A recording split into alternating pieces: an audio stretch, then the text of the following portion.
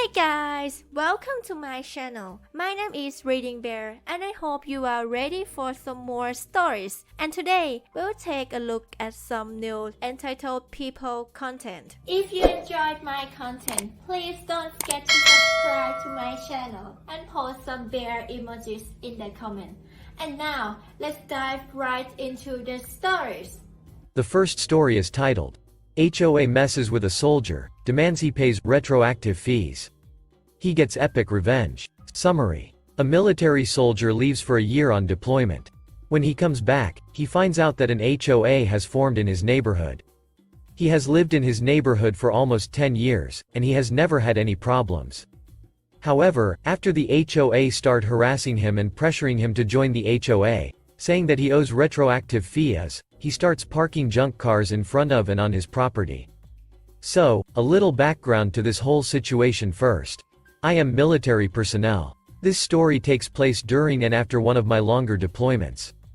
I was gone for a year, so my house was empty. My brother would come over every now and then to check on it, but other than that the house was vacant for about a year. I should mention that I have lived in the same house and neighborhood for about 10 years and have never had any problems. Until I had left on deployment. And an HOA had formed. And I did not know about it until I came back. Now, I do realize and would like to acknowledge that I could live on the military base, and not have had to deal with the HOA. But, when I first bought this house, I was not in the military. There also was not an HOA. So, like I said, I was gone for quite a while. My deployments were not usually that long. But, if you are in the military, then you know those long deployments are bound to happen at some point.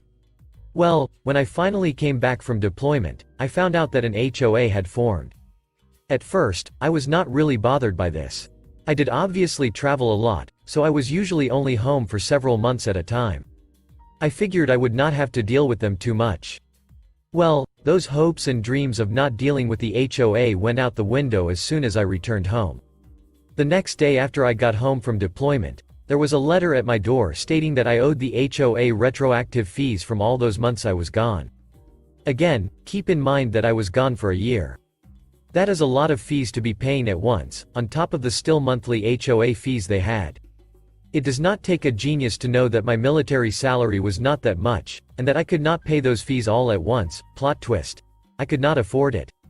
Not only that, but I was gone, and never signed or voted in agreement to the HOA. To my knowledge, this meant that I was not an HOA member. I did not partake in the voting or any agreements. I did not even know it was a thing until I came back. Nonetheless though, I tried to keep it respectful and politely told them that I did not consider myself an HOA member as I did not agree to it, nor would I be paying these fees because I could not afford it.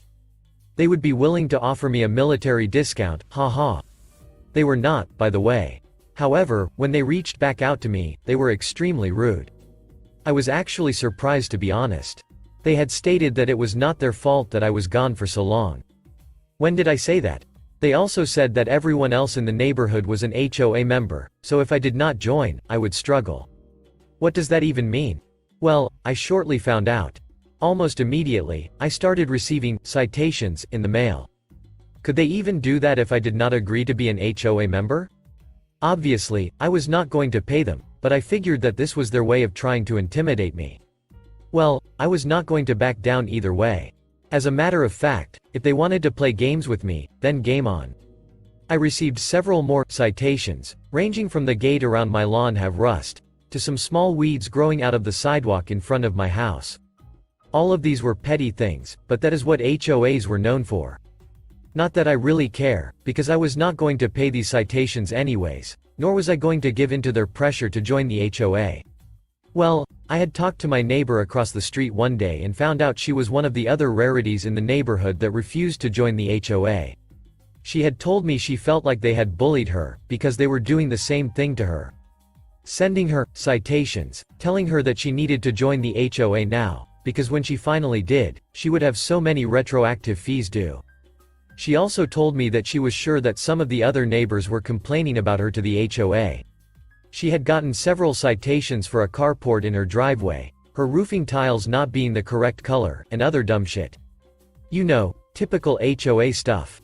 So, I decided to take advantage of some well-known contacts, my brother works in a mechanic shop, and park junk cars in front of my house. My house was also in a cul-de-sac, so I took advantage of the extra curvy space in front of my house. I figured by getting these junky cars and parking them around my house, it would make a statement to the HOA, and also give the neighborhood a bad look. I know it sounds petty, but so was a group of adults bullying residents to join an HOA that they wanted no part of. In a matter of no time, I received another letter, warning that I had better remove the junk cars from in front of my house. So, I decided to actually buy one, and park in my driveway. Other neighbors were starting to talk that I was bringing the value of the neighborhood down. I knew that my plan was working. The HOA sent me yet another letter stating that if I removed the junk cars from my property, that they would let me join the HOA and I would not have to pay the retroactive fees.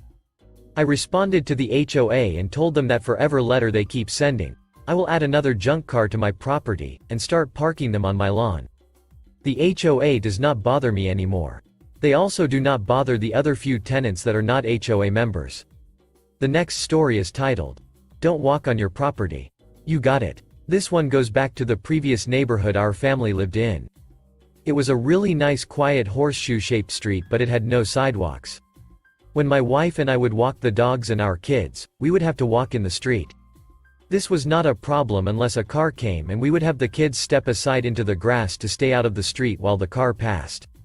The neighborhood was built in the 80s and many residents are original owners. Mostly nice, but of course we have some nasty humanoids among them. One neighbor in particular seems to always have to say something mean when we go by. She is a deacon at the church my family goes to and is the type to be religious for face value only. One day in particular she yelled at us for allowing our kids to step in her grass, while avoiding a car in the road, and I told her that they were just stepping aside until the car passed. She got overly angry and started spraying a hose at us and screaming like a banshee. We hurried the kids away and told them that they did nothing wrong and from now on we will walk on the other side of the street. About 2 weeks later, her and her husband got a new shed installed at their house and had to have the property surveyed for it. As I drove by, I noticed something. The front property boundary was about 10 feet back from the road. The houses on their side of the street all day a little farther back.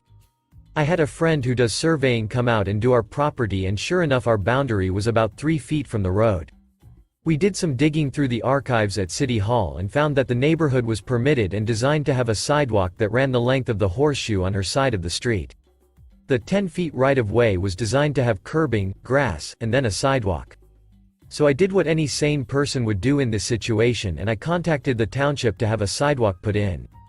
The township notified all residents of the request and held an open hearing for it during a township meeting. Most of the neighbors showed up in support of it, most didn't care, but that nasty woman showed up to protest it and raise all hell.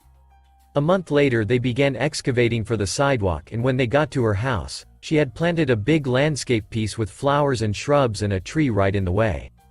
The township told her to remove it, she didn't, they fined her and removed it themselves.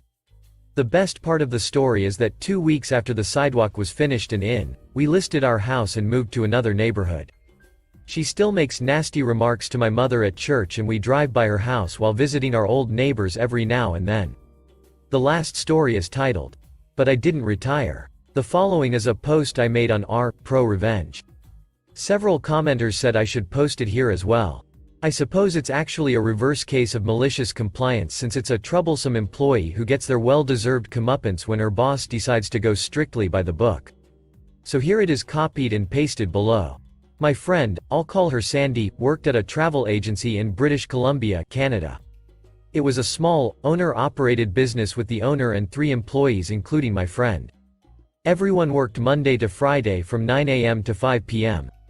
One of my friend's co-workers, I'll call her Jane, an older woman in her early to mid-60s, was a longtime nuisance employee. Among other sketchy behavior, Jane was always scamming ways to take time off over and above her official paid vacation time. In order to make up for the lost hours, she would claim overtime hours pay by supposedly going into the office in her off hours to finish up work without being requested by the owner to do so. Despite being caught in her own lies on a number of occasions and being warned about trying to claim for unsanctioned overtime, the owner of the travel agency was reluctant to officially reprimand Jane or get rid of her. The reason being is the owner discovered after she had hired Jane that Jane had actually been fired from her previous job at another local travel agency for pulling the same stunts. However, Jane had sued her former employer for unfair dismissal and had won a settlement. After a few years of my friend Sandy working at the travel agency, the owner was ready to retire and offered to sell the business to my friend. Sandy took her up on the deal and took over the business while keeping on Jane and the other employee. Once again, just as the previous owner was afraid to get rid of Jane, so was Sandy for fear of being sued. When Sandy took over the business, she instituted guidelines regarding taking time off and she established an official no overtime policy. Jane would still try with her shenanigans but was far less successful in getting what she wanted with my friend in charge. However, Jane still had one trick up her sleeve when she wanted to take time off on a whim. Sandy was a divorced single mom of 2 boys who were heavily involved in youth hockey. She would sometimes leave the office an hour or 2 before closing to get her boys to hockey practice or a game. In order to avoid requesting in person and potentially being denied, Jane would wait for Sandy to be out of the office to book a day off if she didn't feel like coming into work or had made plans. Sandy would then arrive at work the next morning only to discover that Jane wasn't coming in. Despite this happening a number of times, Sandy would usually let it slide since there was now a definite no overtime policy. Therefore, Jane could no longer claim to come into work on the weekend or after hours in order to try and make up for the day off. She would either miss out on a day's pay, in turn saving Sandy money as the owner, or it would come out of her remaining paid vacation days. Moreover, 2 people in the office at one time could usually handle everything. Jane not coming in was really a no-loss situation for Sandy. There was one time, however, when Sandy was going to be away for 1 or 2 work days just before the weekend to take her boys to a hockey tournament. She told both Jane and the other employee both verbally and in writing that they could not book time off for the dates in question since she would be away and needed both of them in the office. Within a few days of giving this notice, Sandy went into the office on a Saturday to do some paperwork and go through the sales for the week. This is when she discovered that, only the day before, Jane had booked a trip for her daughter and son-in-law to Las Vegas as well as a plane ticket in her name to Calgary where her daughter lived. Both the trip to Vegas and the ticket to Calgary coincided with the dates Sandy would be out of the office. Sandy then checked the vacation booking schedule to further discover that Jane had indeed booked the days off that she had expressly been told she couldn't have. Not mentioning she had discovered the travel Jane had booked for herself and her daughter, Sandy emailed Jane telling her she would have to deny her the days off since she had already been told they were unavailable because she, Sandy, would be away and needed Jane in the office. Through a continued series of email exchanges, Jane replied and outright lied to Sandy with some excuse about her daughter getting some long-awaited medical treatment or surgery, and she needed to go to Calgary to help out for a few days and look after her granddaughter. Sandy replied to this lie by telling Jane she knew about the trip she had booked to Vegas for her daughter and son-in-law, that Jane's trip to Calgary was most likely to babysit her granddaughter while her daughter was in Vegas, and that she would still have to deny Jane the days off especially since she booked them after being told they were unavailable.